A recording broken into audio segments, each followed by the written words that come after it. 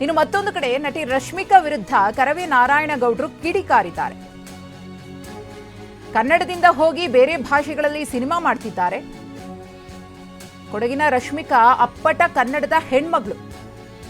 ಆಂಧ್ರದಲ್ಲಿ ನಡೆದ ಕಾರ್ಯಕ್ರಮವನ್ನ ನೋಡಿದೆ. ನಾನು ತೆಲುಗಿನ ಆಂಧ್ರ ಪ್ರದೇಶದವಳು ಎಂದರು. ನೀವು ಚಿಗುರಿದಷ್ಟು ಬೇರೆ ಭಾಷೆಗಳಲ್ಲಿ ಅವಕಾಶ ಸಿಕ್ಕಿದೆ, ಆದ್ರೆ ಮೂಲವನ್ನೇ ಮರೆತ್ರೆ, ಕನ್ನಡ ನಾಡನ್ನ ಮರೆತ್ರೆ ನೀವೆಂತಹ ಮೀರ್ ಸಾಧಿಕ್.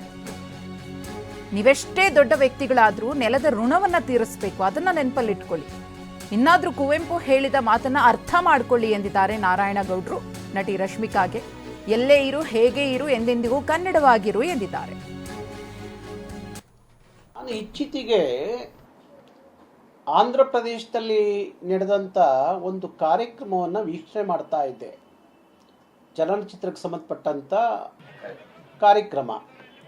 ಅಲ್ಲಿ ರಶ್ಮಿಕಾ, ಕೊಡಗಿನ ಹೆಣ್ಣು ಮಗಳು, ಇವತ್ತೇನು ಕನ್ನಡದಿಂದ ರಾಷ್ಟ್ರದ ಅನೇಕ ಭಾಷೆಗಳಲ್ಲಿ ಸಿನಿಮಾ ಮಾಡ್ತಿರುವಂಥ ಮೂಲತಃ ಕೊಡಗಿನ ಕನ್ನಡದ ಅಪ್ಪಟ ಕನ್ನಡದ ಹೆಣ್ಣುಮಗಳು ಮೊನ್ನೆ ಕಾರ್ಯಕ್ರಮದಲ್ಲಿ ಒಂದು ಹೇಳಿಕೆ ಕೊಡ್ತಾಳೆ. ನಾನು ತೆಲುಗಿನ ಆಂಧ್ರ ಪ್ರದೇಶದ ಹೆಣ್ಣು ಮಗಳು, ಆಂಧ್ರ ಪ್ರದೇಶದ ಹೆಣ್ಮಗಳು ಅಂತ ಹೇಳಿಕೆ ಕೊಡ್ತಾಳಲ್ಲ.